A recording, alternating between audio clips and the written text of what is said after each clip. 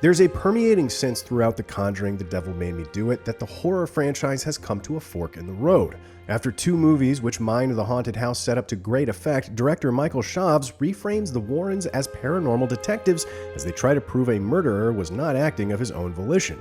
It's admirable to see such a risky change, but on its own merits, The Devil Made Me Do It doesn't quite balance its interesting central mystery with the scares that followers of the franchise have come to expect.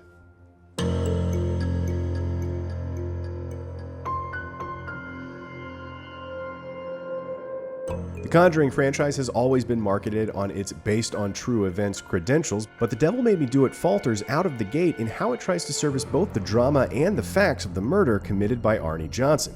Many of the Conjuring series' strongest horror moments happen when characters experience demonic activity in total isolation, forcing us to question whether it's all in their mind. But here, the build-up to the murder is undermined by cutaways to other people's perspectives, making plain that, possessed or not, Arnie is not in his right mind. It feels like a huge miscalculation, especially when Schaves actually nails this kind of unsettling uncertainty later on. There's also an uncomfortable choice made to paint the victim, Bruno, as a volatile drunk.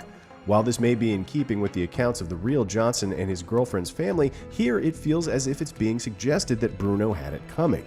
Taken with Arnie's limited remorse, it becomes hard to emotionally attach to his plight in the same way it was for a loving mother in the first Conjuring or a working-class girl in the second. At the same time, the Warrens face an enemy who is more threatening than any they faced before, and one of the strongest elements of The Devil Made Me Do It. Eugenie Bondurant cuts an imposing figure as the occultist who weaponizes her power in a game of psychic cat and mouse with Lorraine. This provides a dangerous energy, especially during one attack that hits close to home for the Warrens. At this point, it's no secret that the chemistry between Patrick Wilson and Vera Farmiga's Ed and Lorraine is one of the Conjuring vs. secret weapons. They're as watchable as ever here, but The Devil Made Me Do It rests on its laurels in furthering our understanding of them as a couple, and doesn't do much more for them individually. Ed does have to grapple with his failing health, but it's never used as fodder for conflict between him and Lorraine. Farmiga really gets to swing for the fences in her battles with the occultist, but we don't get much insight into how she's affected by them.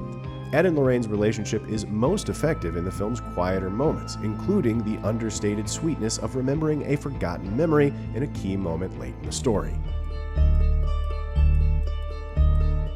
Though The Devil Made Me Do It is a smart recalibration for the Conjuring series going forward, its successes have little to do with its strengths as a standalone horror movie. Ed and Lorraine Warren's murder investigation may be an engaging mystery, and their opponent is a franchise best villain, but the scares are just not as potent or well orchestrated as before.